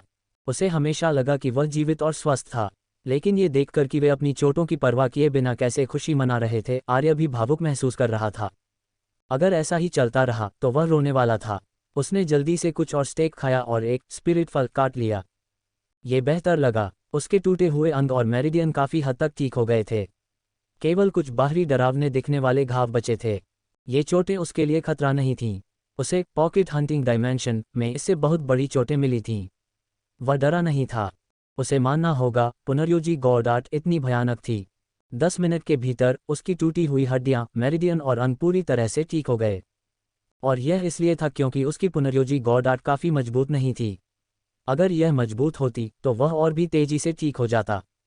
यहाँ तक कि आर्य को भी नहीं पता था कि यह गॉडार्ट किस स्थिति तक पहुँच सकती है, लेकिन वह जानता था कि युद्ध के मैदान पर कोई भी उसे रोक नहीं सकता था। वह जो चाहे कर सकता था। इस प्रकार आर्य ने दांत दिखाए और धीरे धीरे पीछे हट रहे ब्लेड डीमन सैनिकों पर मुस्कुराया। उन्होंने उसे अभी मारने की हिम्मत की। क्या वे नहीं जानते थे कि उसके भाई थे? यश और अन्य, साथ ही सैनिकों ने उसकी बहुत अच्छी तरह से रक्षा की। उसने एक कदम आगे बढ़ाया। तुरंत हिंसक हवाएं चलीं और आगे कुछ हजार ब्लेड डीमन सैनिकों ने अपने शरीर के अंदर से भारी दर्द महसूस किया। फिर उन्होंने चेतना खो दी और धीरे धीरे जमीन पर गिर गए। धड़ाम, हजारों ब्लेड डीमंस एक समान आवाज में जमीन पर गिर गए। यह मौत की घंटी की तरह था जो हर ब्लेड डीमन सैनिक के दिल पर लगी। एक ही कदम में कुछ हजार ब्लेड डीमंस मर गए। ये सभी ब्लेड डीमंस को डराने के लिए पर्याप्त था। ये शोरगुल वाला युद्ध का मैदान जल्द ही शांत हो गया। सभी ब्लेड डीमन सैनिकों ने आर्य को देखा जो अभी भी घायल था, आतंक के साथ। इसने उन्हें महसूस कराया कि वे मौत के देवता का सामना कर रहे थे। एक कदम हजार ब्लेड डीमन सैनिकों की मौत का कारण बन सकता था। अगर वह एक और कदम उठाता तो शेष ब्लेड डीमंस उसके लिए पर्याप्त नहीं होंगे। युद्ध का मैदान केवल एक पल के लिए शांत रहा। फिर सभी ब्लेड डीमन सैनिक भागने के लिए मुड़ गए। वे बस इस दानव से दूर रहना चाहते थे, जितना हो सके उतना दूर। ब्लेड डीमंस को भागते हुए देखने के बाद आर्य का चेहरा ठंडा हो गया। उसकी आंखों में एक हरी रोशनी चमकी। पलक झपकते ही हवा कई किलोमीटर तक क्षेत्र में फैल गई। अदृश्य हवा ने ब्लेड डीमन सैनिकों के शरीर में घुसपैठ की। एक बार अंदर जाने के बाद हवा ने अपने भयानक पंजे दिखाए। ये तेज और हिंसक हो गई, उनके अंदरूनी हिस्सों को टुकड़ों में काट दिया। तुरंत सभी ब्लेड डीमंस एक साथ जमीन पर गिर गए जैसे कि वे गेहूं थे जिन्हें काट दिया गया हो। इस प्रकार इस क्षेत्र में केवल मानव सैनिक जीवित और खड़े रहे। सभी मानव सैनिकों ने लंबे समय तक चुप्पी में एक दूसरे को देखा। वे इतने लंबे समय से लड़ रहे थे, लेकिन यह सेकंड लेफ्टिनेंट आर्य के एक ही हमले के लिए अतुलनीय था। हालांकि वे जानते थे कि सेकंड लेफ्टिनेंट आर्य बहुत मजबूत थे, लेकिन इस तुलना ने उन्हें अभी भी खट्टा महसूस कराया। यश और अन्य ने ब्लेड डीमन शवों से अटी पड़ी जमीन को देखा। उन्होंने अपना मुंह बंद रखना चुना। वे पूरे फेडरेशन में प्रोडिजीज थे, न कि केवल सौरमंडल के एक ग्रह में। फिर भी उन्हें भी शक्तिहीनता महसूस हुई। आर्य बहुत मजबूत था, इतना मजबूत कि वे प्रोडिजीज के रूप में अपना आत्मविश्वास और उसे पकड़ने का साहस खोने वाले थे।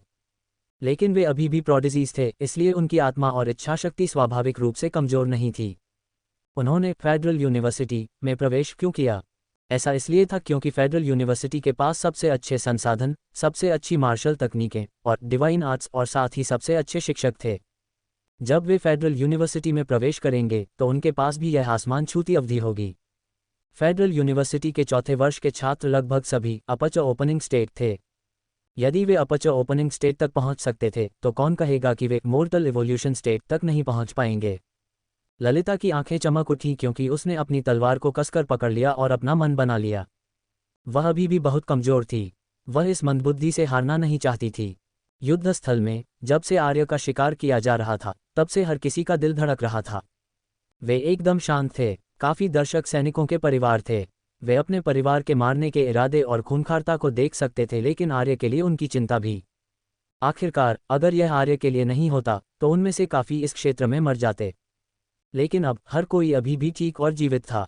सैनिक आर्य के लिए आभारी थे और उनके परिवार भी थे। कई दर्शक आर्य के जूनियर स्कूलमेट्स और यहाँ तक कि शिक्षक और साथी भी थे। आर्य उनके स्कूल का गौरव था।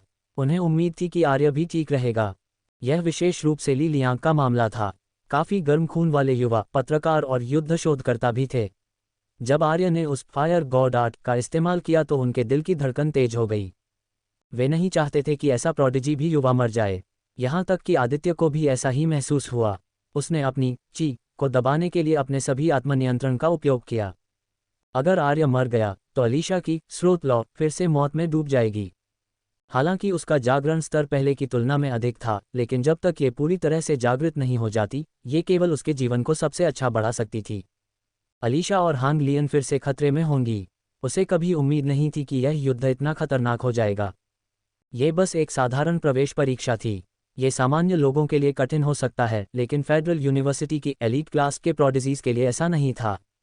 आर्य के स्तर के एक प्रोडिजी के लिए ये पूरी तरह से मुफ्त सैन्य योग्यता और शैक्षणिक क्रेडिट था। अगर उसे पता होता कि आर्य इतना जंगली होगा तो वह व्यक्तिगत रूप से वहां पीछा करता और उन सभी ब्लेड डीमंस को जलाकर राख कर देता। आर्य का परिवार भी चिंता से बीमार था जब तक कि उन्होंने आर्य के शरीर को धीरे धीरे ठीक होते नहीं देखा। हर कोई चौंक गया। God art. फिर आदित्य ने दांत दिखाए। उसका हैंडसम मध्यम आयु वर्ग का चेहरा फूल की तरह खिल गया। हा, वसूली प्रकार गॉड आर्ट। वह सुरक्षित है। इस गॉड आर्ट के साथ आर्य निश्चित रूप से ठीक हो जाएगा। अगर आर्य वास्तव में वहां मर जाता तो वह शार सिस्टम में जाता और सभी ब्लेड डीमंस को मार देता। सुमन ने अपनी आंखें पोंछीं और अपने दांत भींचे। ये बच्चा इस बार बिल्कुल भी अच्छा नहीं है। मुझे लगभग डराकर मार डाला। आलोक ने भी सिर हिलाया। हाँ, वापस आने पर उसे पीटना। पफफ। आलोक सन महसूस कर रहा था। उसने स्पष्ट रूप से उसकी तर्ज पर बात की तो उसे अभी भी क्यों पीटा जा रहा था। ईशानी ने उस जगह को देखा जहां आर्य का स्पिरिट पावर्ड आर्मर टूट गया था और उसने दांत दिखाए। ये देखकर अलीशा की आंखें चमक उठीं। ईशानी, तुम इतनी खुश क्यों हो? ईशानी ने अपने लंबे बालों को झटका दिया और मुस्कुराए। भैया ठीक हैं। बेशक, मैं खुश रहूंगी। फिर उसने अपने हाथों में पांडा खिलौने को दबाया। उसने पांडा प्लशी देखा जो उसने आर्य को दिया था। ये खून से सना हुआ लग रहा था। वह इसे लगभग याद नहीं करती अगर वह इससे परिचित नहीं होती। यह अच्छी बात थी कि उसने नहीं किया। ईशानी मुस्कुराना बंद नहीं कर सकी। उस आदमी ने वास्तव में इसे अपने पास रखा था। क्या प्लशी क्षतिग्रस्त हो गई थी? अगर ऐसा हुआ तो वह उसे अपनी प्लशी से बदल देगी। लेकिन उसके भाई के बगल में वह सीनियर स्कूलमेट, वह इंसेक्टॉइड्स ज्वार से थी, है ना? ईशानी ने अपनी आंखें सिकोड़ लीं। जब दृश्य आर्य के खाने के लिए स्टेक निकालने में बदल गया तो ईशानी ने अलीशा को अजीब तरह से देखा। वह मुस्कुराए। यह अच्छी बात है कि मैंने सीनियर भैया के लिए खाना तैयार किया। उसे उम्मीद नहीं थी कि उसका खाना वास्तव में ऐसे महत्वपूर्ण समय में उपयोगी होगा। अलीशा बहुत खुश थी। ईशानी का शरीर अकड़ गया। उसे लगा जैसे वह हार गई।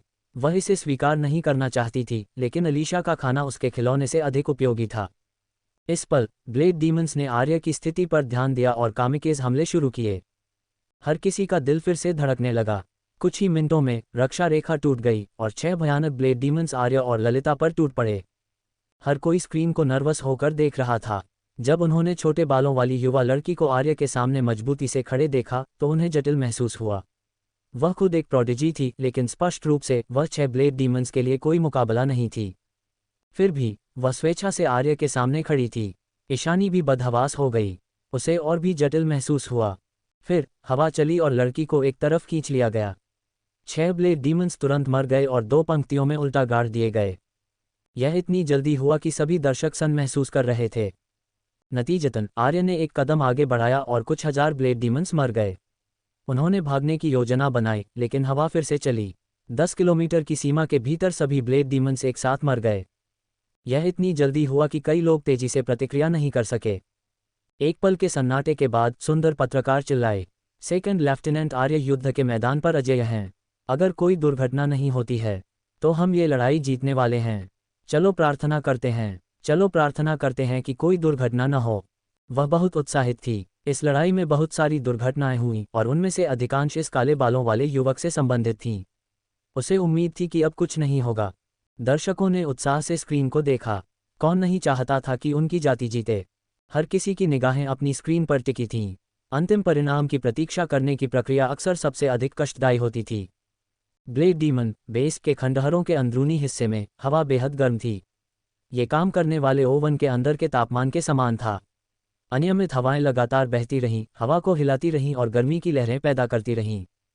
खंडहरों के ऊपर 2 ब्लेड डीमन योद्धा एक तलवार चलाने वाले मानव युवक पर हमला कर रहे थे। उनके टकराव ने सभी दिशाओं में शॉकवेव्स भेजीं। तेज स्पिरिट फोर्स और तलवार ची दसियों किलोमीटर तक पूरे खंडहरों पर बह गई। खंडहरों से 10 किलोमीटर से अधिक दूर एक जगह पर जीवंत ब्लेड डीमन सैनिक सभी जमीन पर गिर गए। इस बीच मानव सैनिक खून से लथपथ काले बालों वाले युवक को देखने के लिए मुड़े। उनकी नज़रों में प्रशंसा और उत्साह भरा था। अन्य ब्लेड डीमंस जो ज़्यादा दूर नहीं थे ने अपनी भयानक शक्ति खो दी। इसके बजाय वे डर से भर गए। ये व्यक्ति एक दानव था, है ना? अभी अभी 10,000 से अधिक ब्लेड डीमन सैनिक मर गए। अगर ऐसा कुछ और बार हुआ तो क्या वे सब नहीं मर जाएंगे? तुरंत उनका मनोबल बेहद निम्न स्तर पर गिर गया। इस बीच मानव सैनिकों का मनोबल आसमान छू गया। अंतर अब बहुत बड़ा था।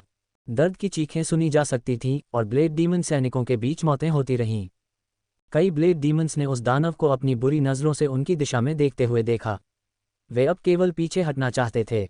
बेशक वे मानव सैनिकों के लिए कोई मुकाबला नहीं थे। आर्य ने भयभीत ब्लेड डीमन सैनिकों को ठंडेपन से देखा। वह शांत लग रहा था, लेकिन अंदर से वह इतना आश्वस्त नहीं था। आखिरकार, हालांकि उसकी चोटें थोड़ी ठीक हो गई थीं और उसका जीवन मौत की सीमा पर नहीं था, हालांकि उसकी मानसिक शक्ति, स्पिरिट फोर्स और शारीरिक शक्ति पूरी तरह से बहाल होने से बहुत दूर थी। अगर वे ब्लेड डीमन सैनिक बेजान होकर चार्ज करते तो उसे शायद पहले की तरह लाल गोलों का उपभोग करना पड़ता। उसे केवल एक बार उस खुशी का अनुभव करने की आवश्यकता थी। आर्य फिर से कोशिश नहीं करना चाहता था। इस प्रकार आर्य ने ब्लेड डीमंस की एक लहर को अगले जीवन में भेजने के लिए सीधे अपनी पूरी शक्ति का उपयोग किया। फिर उसने एक कूल पोज बनाए रखा। ये ब्लेड डीमन सैनिक वास्तव में डरे हुए थे। आर्य ने ठंडेपन से स्पिरिट फल का एक टुकड़ा लिया और ठीक होने के लिए गोलों का उपयोग किया। उसे बहुत अच्छा लगा। हालांकि इन स्पिरिट फलों के ग्रेड बहुत कम थे। वे टेलुन सिस्टम से आए थे और केवल उन पोषक तत्वों की आपूर्ति कर सकते थे जिनकी शरीर को आवश्यकता थी। कहा जाता है कि उच्च स्तरीय स्पिरिट आइटम आपकी सभी चोटों को तुरंत ठीक कर सकते हैं। यह उसकी वर्तमान पुनर्योजी गॉड आर्ट के उच्च स्तरीय संस्करण के समान होगा।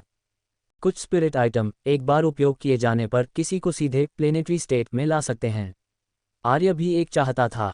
हालांकि यह अज्ञात था कि क्या फेडरेशन के पास वे चीजें थीं। भले ही उनके पास हो, वह इसे वहन करने में सक्षम नहीं होगा। ये सोचकर आर्य को लगा कि वह बहुत गरीब है। उसकी खुशी की भावना निराशा में बदल गई। अधिक मुक्त मानव सैनिक दूर के युद्ध के मैदानों में शामिल हो गए और जल्द ही ब्लेड डीमंस ढह गए। मानव सैनिकों का समर्थन करते हुए आर्य ठीक होता रहा। आर्य द्वारा प्रेरित होने के बाद यश और अन्य और भी पागलों की तरह लड़े। ये शैक्षणिक अंक और सैन्य योग्यता थी। यह उनके लिए एक संसाधन था। उनके परिवार काफ़ी संपन्न थे, लेकिन फेडरल यूनिवर्सिटी के पास वे चीज़ें थीं जो उनके पास नहीं थीं। बेशक ये बदलाव हवा में शक्तिशाली प्राणियों की नज़रों से बच नहीं सका। ब्लेड डीमंस को यह भी लगा कि नैना से बदतर प्रोडिजी के लिए कुछ स्पिरिट मेटल खोना एक अच्छा समझौता था। महानता की भावना उनके दिल में उमड़ पड़ी जब उन्होंने देखा कि इंसानों को कितना गुस्सा आया जब उन्हें लोगों को बचाने की कोशिश करने से रोका गया। उन्होंने इंसानों को और अधिक चिढ़ाने के लिए उन पर हमला करना जारी रखा। फिर भी जब उनके सैनिक सामूहिक रूप से मर गए तो ये ब्लेड डीमंस सन्न रह गए। उन्होंने इसे अविश्वास में देखा। यह क्या था? चीजें ऐसी क्यों होंगी? शक्तिशाली इंसान भी सन्न थे।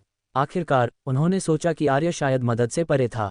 फिर भी आर्य अभी भी इसे बना सकता था और ब्लेड डीमन सैनिकों की एक और बड़ी लहर काट सकता था। ब्लेड डीमन प्रोडिजीज की धीरे धीरे गायब होती मुस्कान को देखते हुए सभी इंसान मुस्कुराए। हम इतने सारे दानव कमीने कैसे मर गए? क्या मैंने कोई गलती की? आओ गोगोबेट, वे तुम्हारे सैनिक हैं। तुम्हें अच्छी तरह से देखने की जरूरत है। लिन कून घावों और खून से लथपथ था। हालांकि खून नहीं गिरा और इसके बजाय यह उसके शरीर में फिर से अवशोषित हो गया। इस पल उसे लगा कि दृश्य हास्यास्पद था। उसका विरोधी अविश्वास में जमीन पर देख रहा था। इस बीच सुनहरे बालों वाली नैना हंसी। हा हा हा हा, लिन कून सही है। सेसिलिया, जल्दी करो, जाकर अच्छी तरह से देखो। वह इतनी डरी हुई थी कि आर्य मरने वाला था। आमतौर पर ढीठ लोगों की किस्मत अच्छी होती थी क्योंकि अगर वे नहीं होते तो वे इतने लंबे समय तक जीवित नहीं रह पाते। लोहान और लुइसा के लिए उन्होंने आसानी से सांस ली और बहुत अच्छा महसूस किया, लेकिन उन्होंने अपना संयम बनाए रखा और मजाक नहीं उड़ाया। उन्हें अब बस मुस्कुराने की जरूरत थी। सेसिलिया की खूनी आंखें चमक उठीं। यह असंभव है। उस बैकलैश ने उस बच्चे को बुरी तरह घायल कर दिया होगा। सेसिलिया को उम्मीद थी कि उसके सैनिक उस प्रोडिजी को मार देंगे और फिर वह नैना को ताना मारने के लिए शरीर ले जाएगा। हालांकि चीजें पटकथा के अनुसार नहीं हुईं। ब्लेड डीमंस के चेहरे बदल गए। उन्हें एहसास हुआ कि नीचे कोई भी इस मानव छोकरे के हमले को रोक नहीं सकता था। यह अच्छा नहीं था। अगर ऐसा ही चलता रहा तो क्या उनकी पूरी सेना नहीं गिर जाएगी? उन्होंने उन 2 ब्लेड डीमन प्रोडिजीज के बारे में सोचा जिन्हें जियान शाओनिंग ने रोका था। जब वे मुड़े और वहां की स्थिति देखी तो उनका मुंह हैंट गया। 2 ब्लेड डीमन प्रोडिजीज दहाड़ते रहे और मानव प्रोडिजी पर हमला करते रहे। हालांकि मानव प्रोडिजी की कुछ 100 तलवारची ने एक तलवार का गठन बनाया। वह गठन का केंद्र था और तलवारची बिना रुके आए। तलवारची मुख्य रूप से रक्षा के लिए थी। इसके दिखने से उन्हें तोड़ने में 1 घंटा लगेगा। ब्लेड डीमन के शक्तिशाली प्राणी निशब्द थे। ये दुश्मन के सुदृढ़ीकरण और हमारे सुदृढ़ीकरण के बीच का अंतर था। वे दानव महल को वापस रिपोर्ट करेंगे कि ये 2 बेवकूफ़ संसाधनों की बर्बादी थे।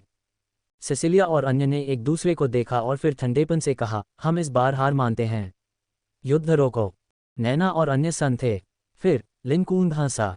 हा हा हा हा हा, युद्ध रोको, तुमने वास्तव में ऐसा कहा? फिर उसने अपने होंठ उठाए। इस बार अपने सैनिकों में से एक को भी इस ग्रह को छोड़ने के बारे में मत सोचना। अगर उन्होंने किया तो वे एक बार फिर स्पिरिट मेटल के लिए लड़ने के लिए वापस आएंगे। अगर ऐसा है तो उन्हें जाने क्यों दें? उन सबको मरना होगा। अपने सैनिकों की लगातार मौत महसूस करते हुए सेसिलिया का चेहरा उदास हो गया क्योंकि उसने नैना और अन्य को घातक रूप से घूरा। तुम अंत तक लड़ने की योजना बना रहे हो। उनका बेस उड़ा दिया गया था, उनका स्पिरिट मेटल लूट लिया गया था और ऊपर से वह प्रोडिजी छोकरा जो मुख्य अपराधी था मरा नहीं था। इनमें से हर एक ने ब्लेड डीमंस को बेहद निराश कर दिया, लेकिन वे फिर भी इसे सहन कर सकते थे। हालांकि अगर ये कुछ लाख ब्लेड डीमन सैनिक सभी मर गए तो यह उनके संभालने के लिए बहुत अधिक होगा। ये इस ग्रह पर सभी सैनिक थे। अगर यह एक योग्य मृत्यु होती तो ठीक था, लेकिन अगर वे उस मानव छोकरे द्वारा जानवरों की तरह मारे गए तो उनके सभी उच्च स्तरीय नेता एक बड़ा अपमान सहेंगे और अपने पद खोने का जोखिम भी उठा सकते हैं। तब उनके संसाधन चरम तक कम हो जाएंगे। उन बदकिस्मत लोगों को और भी बड़ी सजा मिलेगी। यहाँ तक कि सिसिलिया भी ऐसी सजा नहीं संभाल सकता था। अगर मानव जाति ने अब रुकने की योजना नहीं बनाई तो उन्हें वास्तव में मौत तक लड़ने के लिए मजबूर होना पड़ेगा। नैना और अन्य ने अपनी आंखें सिकोड़ लीं। उन्होंने ब्लेड डीमंस के थके हुए चेहरों को देखा। उन्हें अपने दिलों में थोड़ा अनिच्छुक महसूस हुआ। सच कहूं तो पहले उन्होंने बस सोचा था कि वे स्पिरिट मेटल प्राप्त करके मिशन पूरा कर सकते हैं। उन्हें उम्मीद नहीं थी कि वर्तमान स्थिति इतनी अच्छी हो जाएगी। अगर ऐसा ही चलता रहा तो शायद केवल कुछ शक्तिशाली ब्लेड डीमंस ही पीछे रह जाएंगे। लेकिन अगर वे उस हद तक लड़े तो उन्हें भी काफ़ी नुकसान उठाना पड़ेगा। यह इसके लायक नहीं था। आखिरकार उन्हें अब तक बहुत बड़ा लाभ था। अगर यह और आगे बढ़ा और उनकी तरफ से कुछ मर गए तो यह इसके लायक नहीं होगा। उनका एकमात्र पछतावा यह था कि उन्होंने इस स्थिति के लिए तैयारी नहीं की। अगर उन्होंने किया होता तो शायद वे लड़ते रहते। इस पल बूढ़े डेरी की आंखें चमक उठीं। उसने नाटक किया कि वह सोच रहा था, हमारे लिए यह बहुत कठिन है अगर आप बस ऐसे ही रुकना चाहते हैं। देखो, हमने अपनी तरफ से भी भारी कीमत चुकाई। मुझे सोचने दो। सिसिलिया, ये सुनने के बाद उसका काला चेहरा बैंगनी हो गया। ये बूढ़ी चीज स्टॉल करना चाहती थी। हर पल रुकने का मतलब हजारों सैनिकों की मौत होगी। उनके पास कुल कितने थे? उस छोकरे से रुकने के लिए कहो या हम मौत तक लड़ेंगे। सिसिलिया की चीख बढ़ गई। अगर और सैनिक मरते तो उसके पास वापस जाने के लिए चेहरा नहीं होता। वह यहाँ मौत तक लड़ सकता था। इसके साथ अन्य ब्लेड डीमन की चीख भी अस्थिर हो गई। अंतरिक्ष ही विकृत होने लगा। नैना और अन्य ने ये देखा। उनके चेहरे बदल गए। अगर इन ब्लेड डीमंस ने वास्तव में मौत तक लड़ने की योजना बनाई तो भले ही वे जीवित रह सकें, नीचे के लोग सभी मर जाएंगे। वे अब रुक सकते थे। इस बीच युद्ध के मैदान पर आर्य ने एक स्पिरिट फल समाप्त किया और एक और स्टेक निकाला। उसकी चोटें काफ़ी हद तक ठीक हो गई थीं। उसकी शक्ति अभी पूरी तरह से बहाल नहीं हुई थी, लेकिन वह अभी भी अपच ओपनिंग स्टेट के प्राथमिक चरण के भीतर एक शक्ति का उपयोग कर सकता था। इस युद्ध के मैदान पर कोई भी ब्लेड डीमन उसे रोक नहीं सकता था। आर्य को लगा कि वह इतना अजेय है कि वह अपना नाम भूल गया। उसकी आंखों में एक हरी रोशनी चमकी और हवा युद्ध के मैदान में बह गई। मानव सैनिकों को ब्लेड डीमन सैनिकों पर हमला करने में मदद की। उसने शक्तिशाली ब्लेड डीमंस को मार डाला और कमजोर लोगों को पास के सैनिकों के लिए सैन्य योग्यता प्राप्त करने के लिए छोड़ दिया। आखिरकार उसे वास्तव में कोई फर्क नहीं पड़ता था अगर उसके पास ये थोड़ी सी सैन्य योग्यता होती। उसे लगा कि इस बार उसने जो कुछ भी किया उसके साथ प्रथम लेफ्टिनेंट के रैंक तक पदोन्नत होना कोई समस्या नहीं होगी। ये याद करते हुए कि जब वह पहली बार जगा था तो वह केवल एक सेकंड ग्रेड सोल्जर था, आर्य लगभग प्रथम लेफ्टिनेंट के रैंक तक पहुंचने के लिए काफ़ी उत्साहित था। ललिता ने देखा कि आर्य ठीक हो गया है और इस प्रकार उसने यश और अन्य की तरह एब्स्ट्रस मार्शल स्टेट लेवल 9 से लड़ने के लिए चार्ज किया। अधिक से अधिक ब्लेड डीमन सैनिक अपनी जान गंवाए और जमीन पर गिर गए। जो प्रसारण देख रहे थे वे खुशी मनाने से खुद को रोक नहीं सके। अगर ऐसा ही चलता रहा तो पूर्वी मोर्चे को सभी ब्लेड डीमन सैनिकों को मारने में ज़्यादा समय नहीं लगेगा। एक मोर्चे पर जीत के साथ अन्य मोर्चों पर जीत हासिल करना केवल समय की बात थी। मुक्त हुए सैनिक अन्य मोर्चों की लड़ाई में शामिल होंगे। टिप्पणी अनुभाग फिर से फट गया। सेकंड लेफ्टिनेंट आर्य की जय। सेकंड लेफ्टिनेंट आर्य को शायद इस युद्ध के बाद एक यंग ड्यूक के रूप में नियुक्त किया जाएगा, है ना? शक्ति के मामले में वह अभी भी थोड़ा कम है ना? लेकिन ये सब इस बात पर निर्भर करता है कि उच्च अधिकारी क्या सोचते हैं।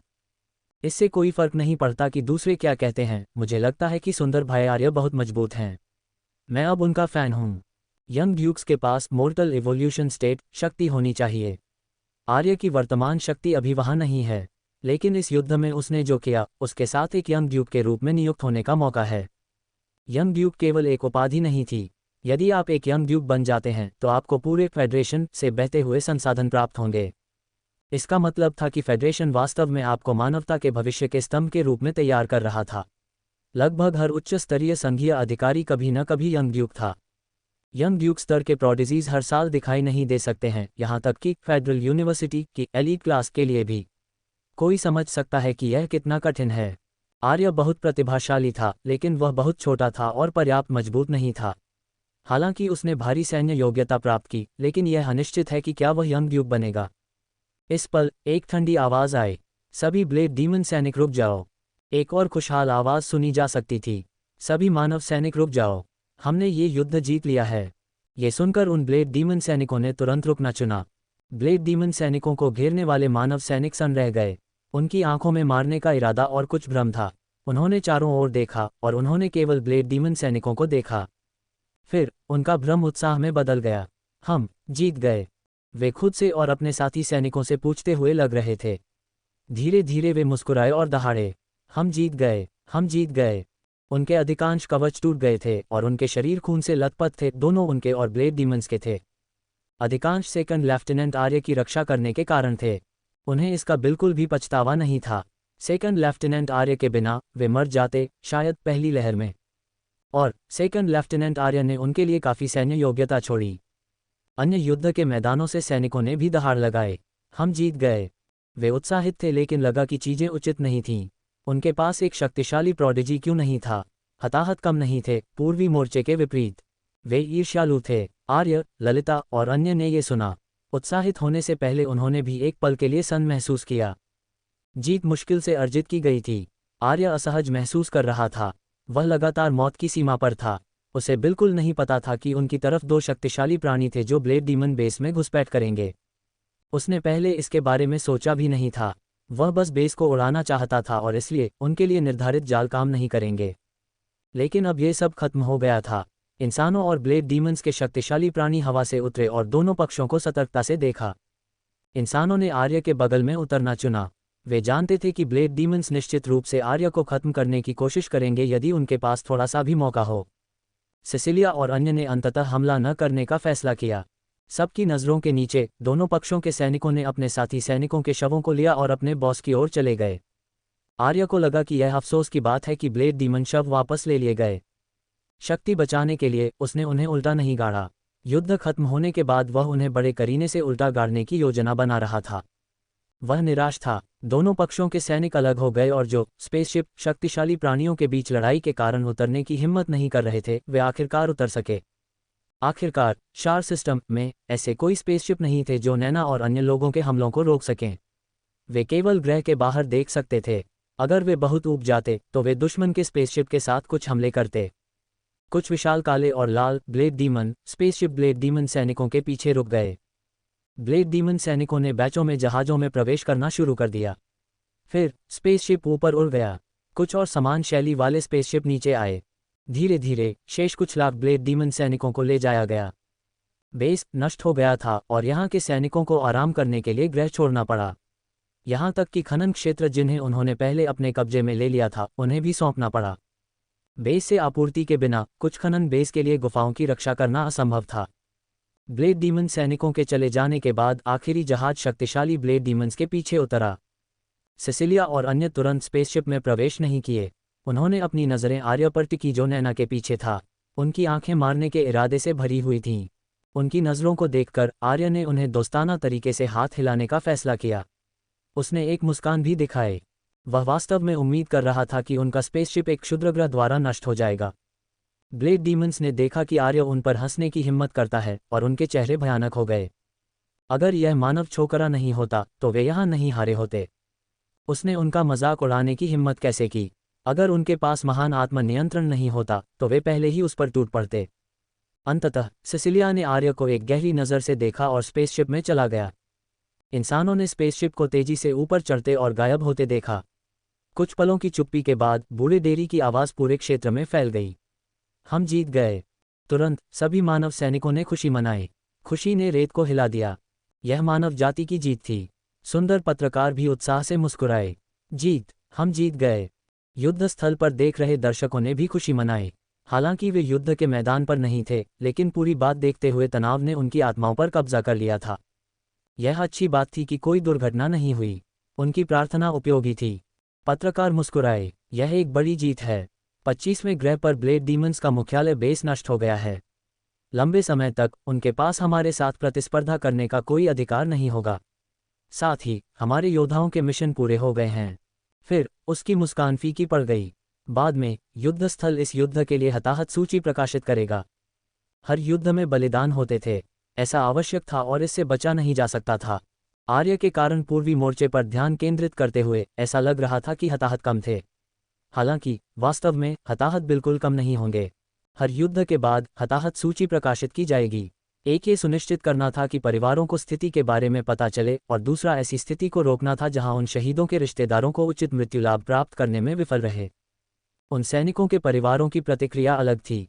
कुछ ने खुशी मनाई कि उनका परिवार सुरक्षित है, जबकि अन्य ने प्रार्थना की कि उनका परिवार सुरक्षित रहे। आर्य के घर में आलोक और अन्य ने प्रसारण बंद कर दिया और आराम किया। सुमन ने अपनी आंख पोंछी और राहत महसूस की। मेरा अच्छा बेटा ठीक है।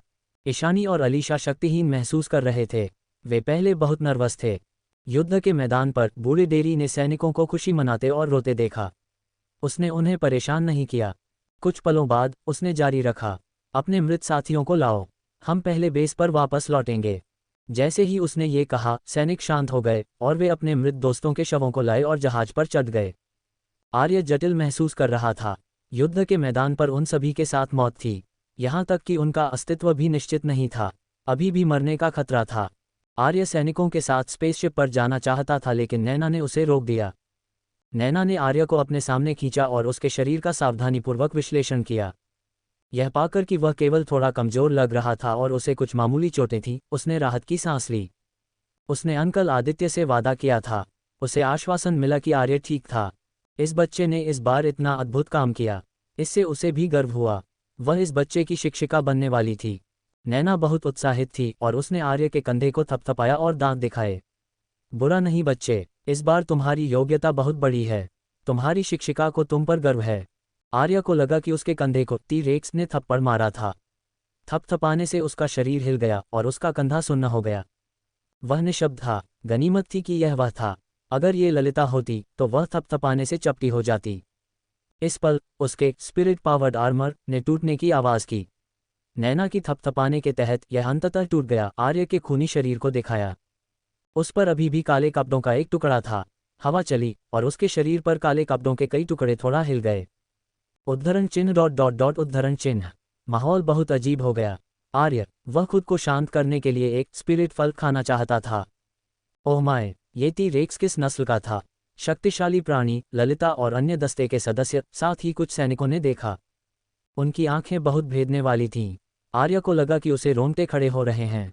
इतने सारे लोगों द्वारा देखे जाने पर उसे बहुत शर्मिंदा महसूस हुआ।